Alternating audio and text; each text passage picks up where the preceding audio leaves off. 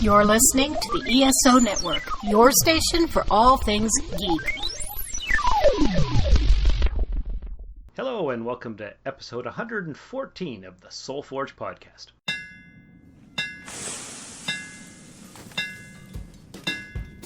Welcome to the Soul Forge, a place of silent mystery, quiet contemplation, and outright mayhem. Join your host, Sean Vanderloo, as he guides you through the adventures of living. Together, we'll talk about life and love, sex and dating, joy and heartache, memories and loss, and so much more. Don't worry, it's not nearly as pretentious as it sounds. Get ready for life, the universe, and everything on the Soul Forge.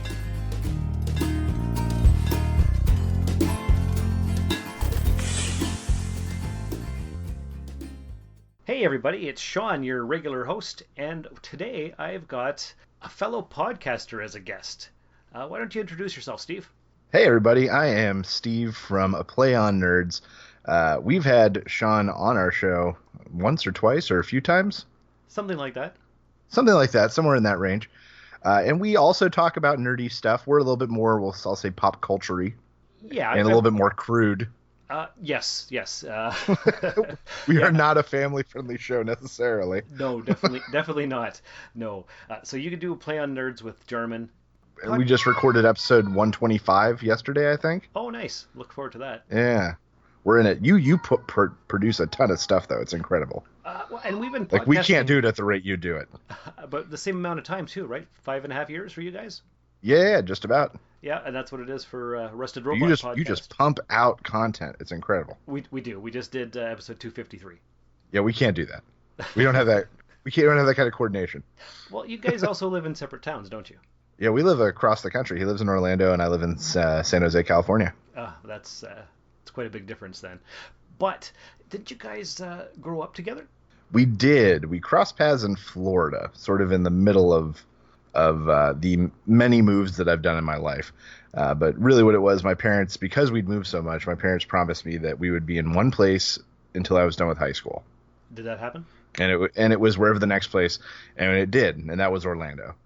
And because of that, I kind of have Orlando is kind of my unofficial hometown, even though I've lived so many places, because I spent really the chunk of my formative years there. So Orlando has my childhood nostalgia wrapped up in it. I get that. Yeah, that makes perfect sense. You know what? This actually seems like a good idea for a topic. Why don't we talk about moving as children and as adults? Man, how convenient this came up. That's awesome. Yeah, it's like it was almost like it was planned or something. Oh, man. We're good. We are. All right. We must both do podcasts. I think we must. And what was the name of your podcast again?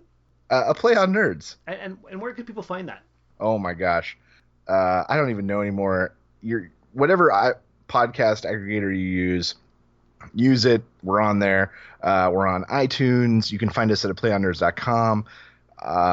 We are on. Oh, what is it? Is it Pandora that now has podcasts? Maybe. I haven't heard of that one. I don't know. There's some sort of big online service that just got podcasts. It's very exciting. Jarman's going to hate me for not knowing it, but we're on there now. Just search for us. You'll find us. That's right. And I listen to every episode. I consider you guys like the brother podcast to Rusted Robot. We always talking about each other. At least close cousins. Cousins, yeah, something like that. We're always talking about each other, referencing each other on our different shows. You're those cousins in Canada we never get to see. That's exactly right. That's Okay, so you just had a birthday. I did. Yeah, I turned 33. Wow, how does that make you feel? I mean, not too bad. Well, that's good. Yeah, I do. I'm not wrapped up in it. I'm not turning 40 yet, so I know that'll probably be the one where I go, oh my god. And I'll buy the sports car. Mm-hmm. And I'll blow Joyce's college fund. Yes. My wife is shaking her head, so no, that's a no-go on that. No. But no, 33 is nothing. Yeah. I hear you. I remember that vaguely. So let's talk about this. You grew up. Where were you born? I was born in a little hospital outside of Williamsport, Pennsylvania. We were where my mom's family was from. Mm-hmm. But we didn't live there. We lived in a small town called Allentown.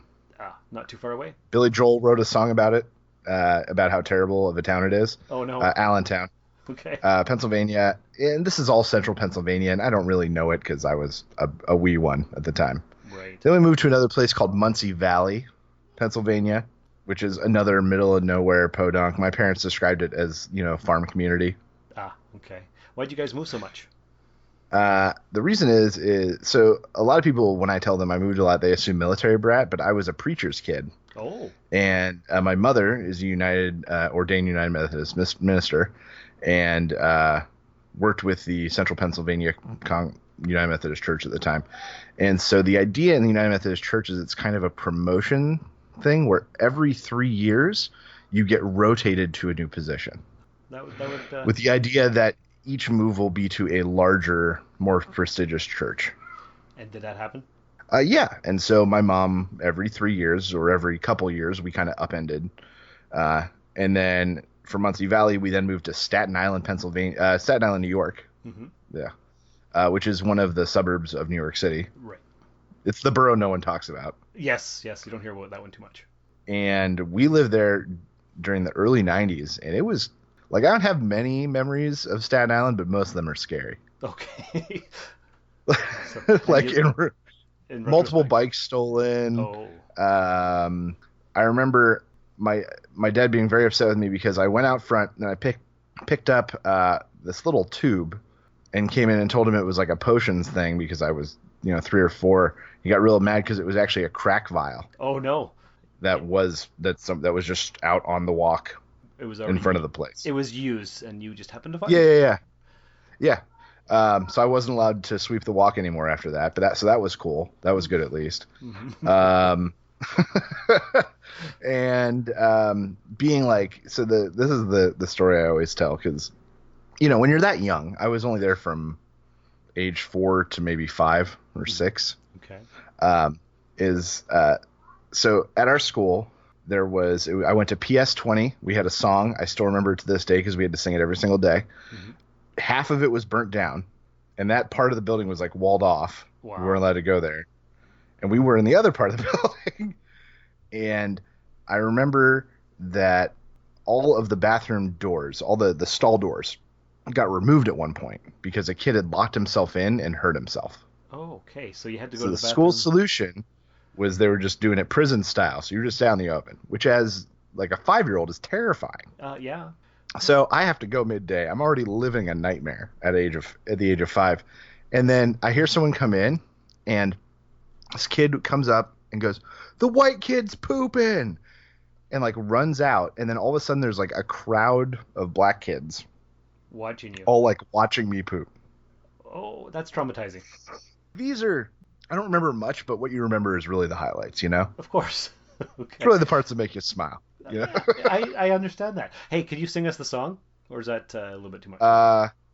PS 2020 for me, singing together right merrily. And now that we are together, happy we'll be, proud of public school 20.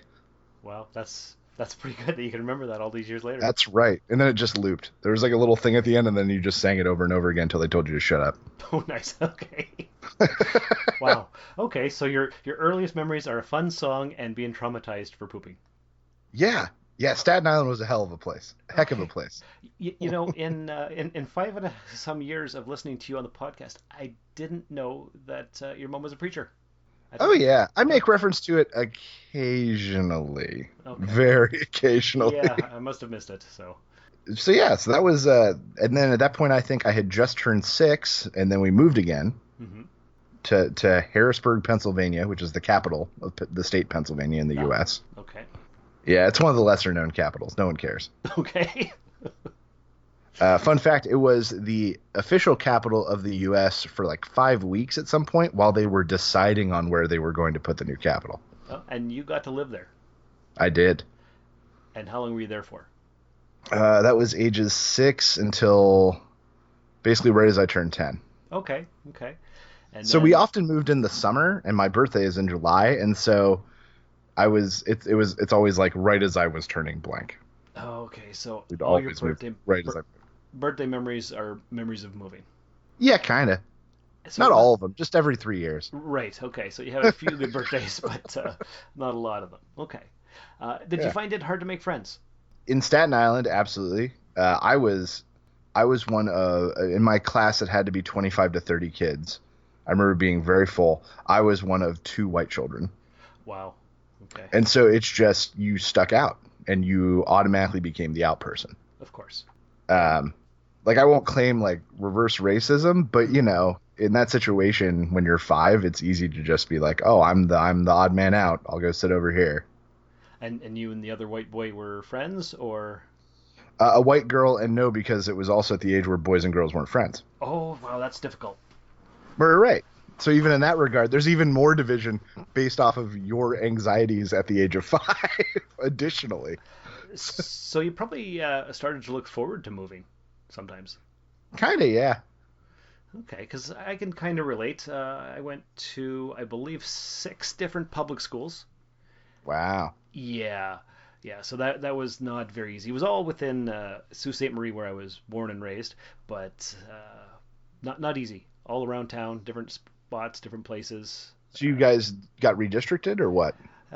No, Mom just moved a lot, always trying to improve our life and get us a better place to live, different areas of town, and it was never good. So she was always hustling.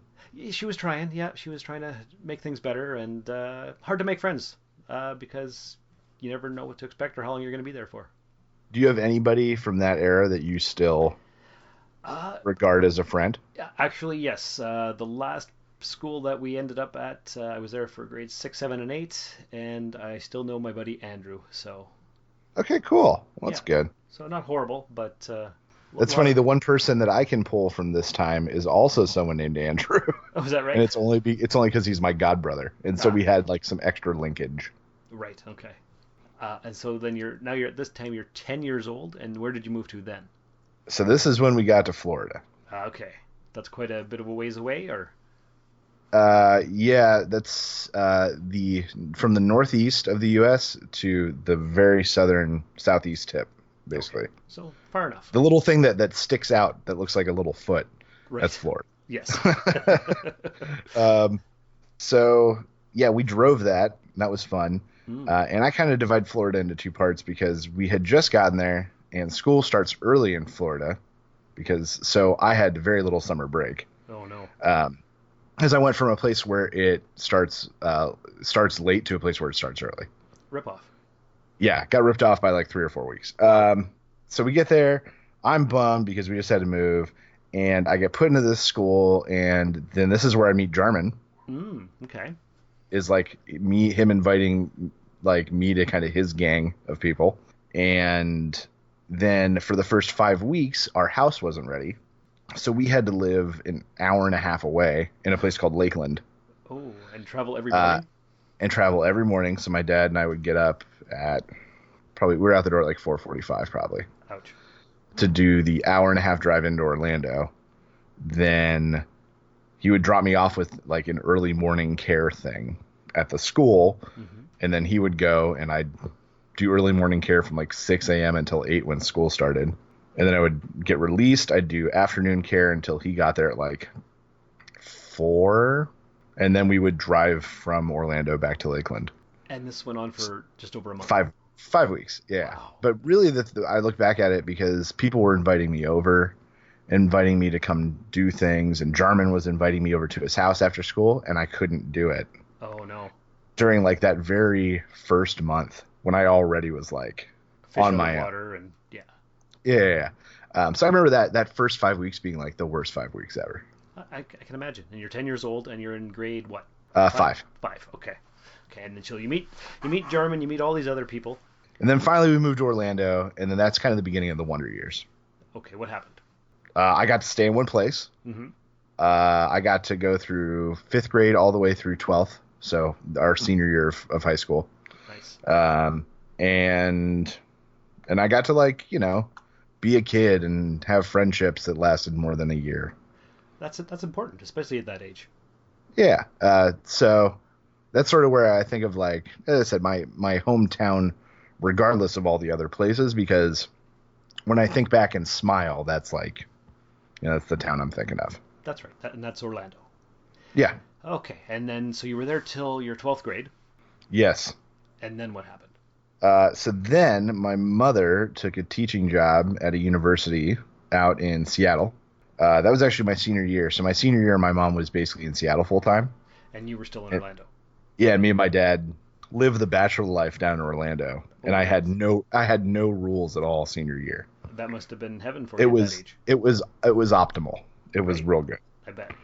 My dad and I had a deal where I needed to let him know where I was by 11 Okay, that's decent. at night. Yeah. And Yeah. You're what, 17? If that 18? wasn't home, 17, yeah. Okay. But the thing is, I kept my grades up.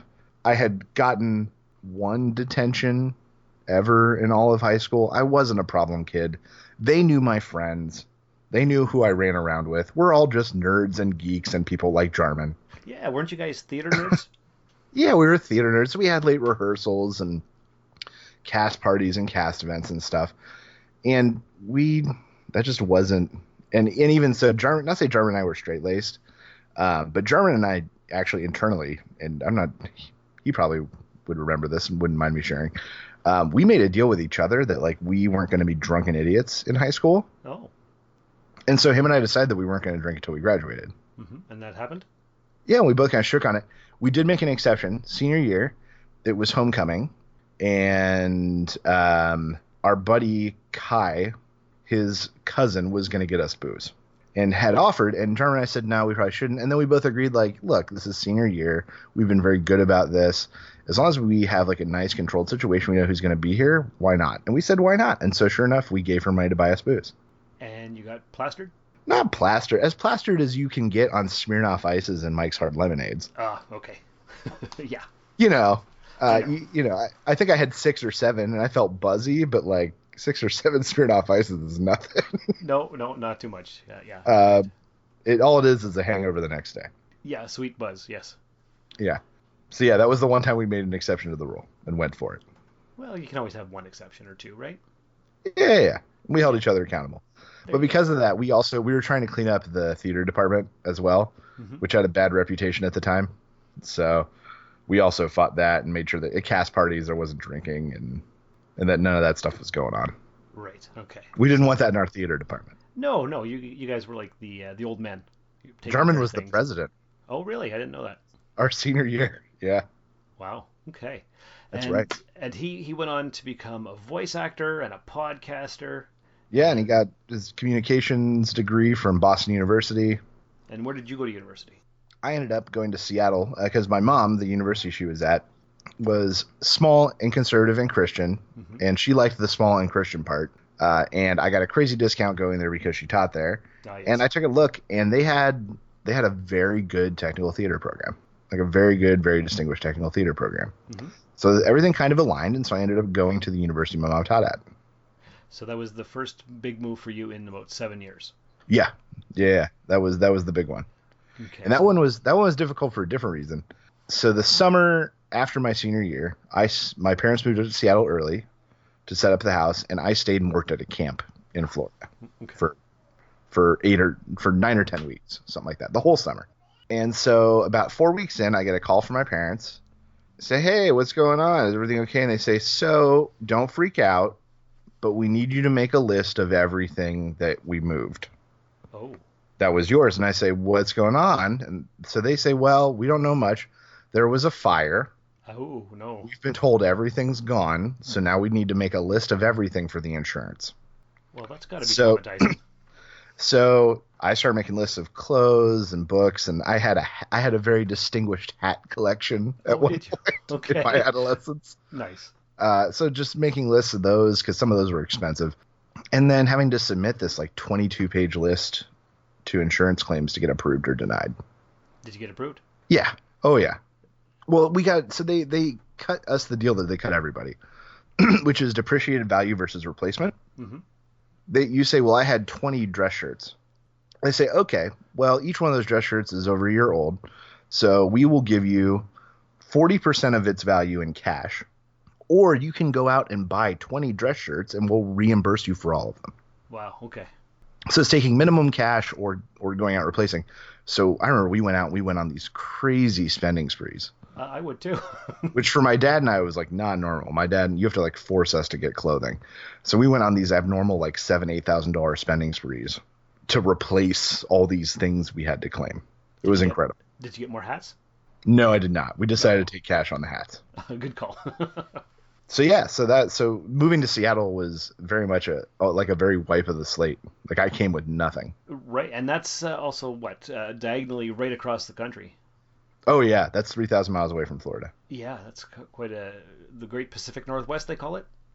Oh yeah, Right. Yes. right in the heart of the Pacific Northwest. Okay. And how was Seattle? Did you like it there? Seattle was great. Seattle was college and me kind of coming into my own and gaining independence and all that sort of stuff. Even though I lived close to home, I lived in my parents' basement for a chunk of it, and campus was literally 2 blocks from my parents' place. Oh, sweet. Yeah. So I had free laundry all through college. It was nice. It was a good setup. Sounds like it. Howdy! DragonCon 2019 is fast approaching, so fill up your buckets of rum and keep up with the latest news, announcements, interviews, and mispronunciations of guest names as only the Con Report podcast crew can manage. Let us be your guide each month as we count down to the big event on Apple Podcasts, Spotify, or your favorite media player. Listen to the DragonCon Con Report. It's almost as good as being there, but without the long lines, smelly gamers, and hangovers.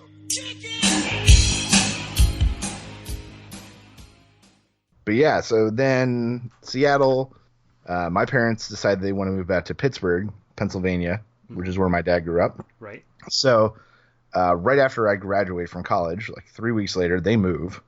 And I had met my now wife at the time, Anna Marie, so I decided I'm going to stay in Seattle. Of course. So I spent 2.5 years there just like slumming it and scraping by. I graduated in the great hiring freeze of 2008. Oh, ouch. That's not good.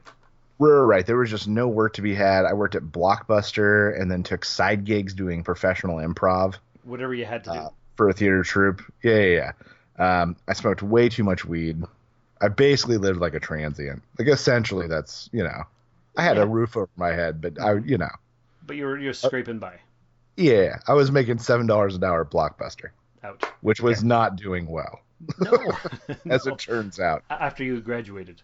Right. Yes. Yeah, I was ride Blockbuster right at the fall of Rome.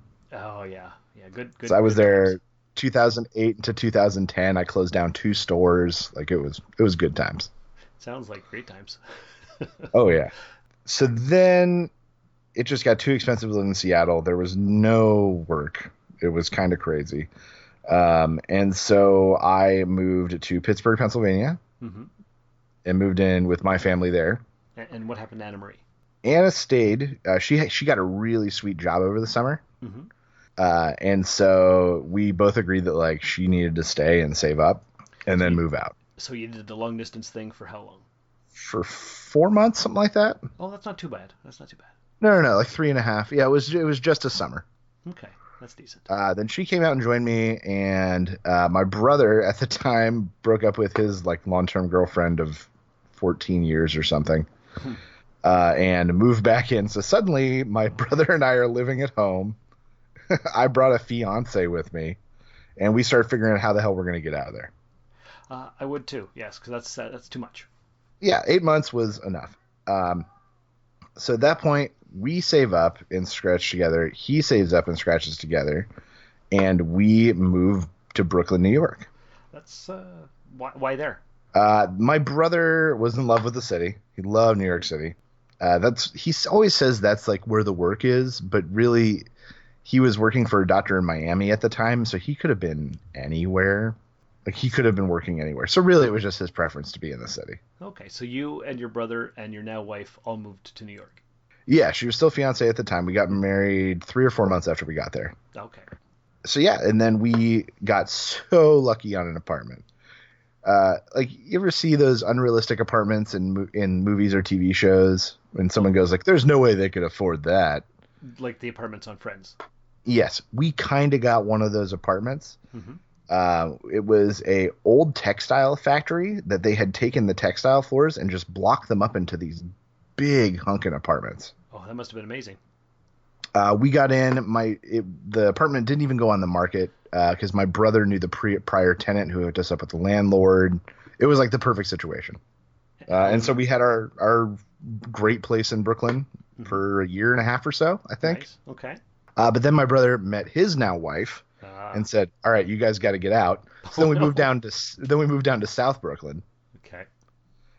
Which was fun and was my wife and I's first like just us place. And how was that? How'd you guys get along? Oh, good. We got cats. That was fun and interesting. And we lived there for, I don't know, 2 years, something like that. But it was a good little place. It was literally a basement that was cut out. We were right next to the boiler room. Because we were in the basement, there were support posts for the house that came down all through our apartment. So because that, like, we couldn't have a couch. Oh, no. Because there was no spot big enough to have a couch where there wasn't, like, a support beam. No, jeez. Okay. So I hope you got cheap rent at least. Oh, yeah. Really good. And that's sort of the magic of New York. Most of the buildings are so old that they cannot be individually metered. So because of that, landlords are forced to, like, roll it into your rent. Ah, perfect. So, yeah. So we had, like, heating, cooling, trash, water, power, and the place for $1,000 a month. And that's how long ago? This would have been 9 years ago. Okay. I think that's pretty decent, isn't it? Oh, yeah. That's just one of those magic little places you can only find in New York. Okay. You get lucky, you find a landlord who just wants good people who are going to pay their rent on time. Because that's hard to find. It can be, yes. Mm-hmm. That's true. But yeah, so Brooklyn was a magic place. And then through work, I got the job out here in sunny California. Mm-hmm. And we packed up our lives into 17 boxes. 17, okay. And shipped them. And did they all arrive? Yes, including my wife's guitar in one piece. Wow, that's impressive. Yeah. So we did a major slim and then just went for it. And it's all worked out so well. Yeah, we've been here for 3.5 years, something like that. My daughter's coming up on 3, so almost 4 of them. That's true. And you work at one of the top companies in the world? I work at a big tech company. You can listen to our podcast and figure out who it is. That's right. It was a big secret for a long time, but kind of, yeah. Yeah, I always guessed, and I was like, I'm pretty sure I know what it is, but yeah. And then you said it one day. I'm like, yeah, figured. Yeah, that's it. So yeah, and no moves on the horizon here, at least not anytime soon. But yeah, in my life, I've moved, I don't know, 10 times to a dozen different cities, something like that. That's pretty decent because it sounds like you have me beat. Well, I've been in Timmins for 16 years, and I think I've lived at 9 different places here, just here alone in the last 16 years. True, and that's hard to qualify the difference between, moving, where you're going to uproot your life and like take it somewhere else, and then I've got to find a new place. Well, that's true because I moved from Sault Ste. Marie to North Bay, and then from North Bay up here to Timmins. So 2 major moves, but all kinds of little ones in between. Oh yeah, but you like where you're at now? You know what? It's a decent place, and I don't want to leave for 20 years at least because I'm so tired of moving. Fair. Yeah, man, boxes get so tiring. Yeah, and of course I'm a collector, so I've got all kinds of stuff in totes that I've never had a chance to take out because I knew I'd be going again, right? So why bother? Right. Well, now you just got to get some display cases settled down. Well, that's what I'm working on right now. I'm currently building a shelf, so. Okay, nice. Yeah, so things are coming along finally. Yes, that's right. That was a crazy big moving talk. Yes, it was. That's totally unexpected, but we learned a lot about you and a bit about your history. And what would you say you've learned from all this moving? From all this moving is don't be afraid to use it as an opportunity to decide what really matters to you. Don't feel like you have to keep everything. Use it as a time to say, is this something that I want to have with me forever? It's a good chance to minimize your collection and your belongings. Yes. Though I will never get rid of any of my Muppet stuff ever until I die. That's right, because you're a huge Muppet collector, aren't you? They're gonna not a huge Muppet collector, but the things I do have are things that I like and things that I think are cool and unique. I don't collect everything with a Muppet face on it. I don't collect all the lunchboxes. I've got a handful of well-picked pieces. Oh, okay. Well, I thought you had more than that, but I know you're like one of the top fans in the United States, I think you've said. I was the best at trivia, or like top 10 in trivia at some point in the U.S. Okay, that's what it was. Yes, because Yeah. you and German just did a 2-year look at all the Star Trek and all the Muppet movies. Oh man, that took way longer than I thought it was going to. Yes, took 2 years to get through all of them, and we finally concluded until there's a new Star Trek and or Muppet film. Yes, and I learned way more than I ever knew about the Muppets. Didn't learn anything Or about Star wanted Trek, to know about but- the Muppets. or wanted to. You know, I always liked Kermit. I had Muppet wallpaper on my bedroom wall when I was a kid. So And then I got called in as an expert on one of your podcasts to correct some smug guy. yes, my co-host Josh, who thinks he knows everything. That's true. He just challenged the wrong nerd this time. That's all. He just made a mistake, and that's Yeah. okay. That was a pretty fun back and forth there for a while. Oh man. That was good. Well, if you ever need someone to put him in his place again, you let me know. I always need someone to put him in his place. All right. So let's plug your podcast and any of your social media stuff if you want people to follow you at all. A Play on Nerds on YouTube, Facebook, Twitter, aplayonnerds.com. We're on, I can't remember, Pandora or something. It's Spotify? Spotify. We're on Spotify. That's the one. We're on that one. You can find us everywhere. There is no excuse not to find us. If you see us on the street, throw a rock at us. We'd be happy to talk to you. That's right. Yes. And I can vouch for Steve right here. He's got an excellent podcast. It's one of my favorites. I make sure I listen to it as soon as it comes out. Any Twitter or something that you're on personally? No, I don't really do the social media myself. Jarman does most of it for the podcast. Okay, that's fair enough then. All right, Steve, thanks for coming on to the Soul Forge podcast. This will be out in a few weeks. Of course, as our listeners are listening to it, they're hearing it live now. But until then, listeners, take care. Remember to follow us on all the different places. And remember, pick your battles. Nope, that's too many battles. Put some battles back. Pick fewer battles. This has been another episode of the Soul Forge podcast. Find us on Twitter at SoulForgePod or email the show via soulforgepodcast@gmail.com. Soul Forge is a production of Sean Vanderloo and Friends. You can find Sean on Twitter and Instagram at Darth Vaderloo. Remember to visit soulforgepodcast.com for all of our social media links and share the show with everyone you know. Thanks for stopping by the Forge. We'll keep the fires lit until your next visit. This has been a broadcast of the ESO Network.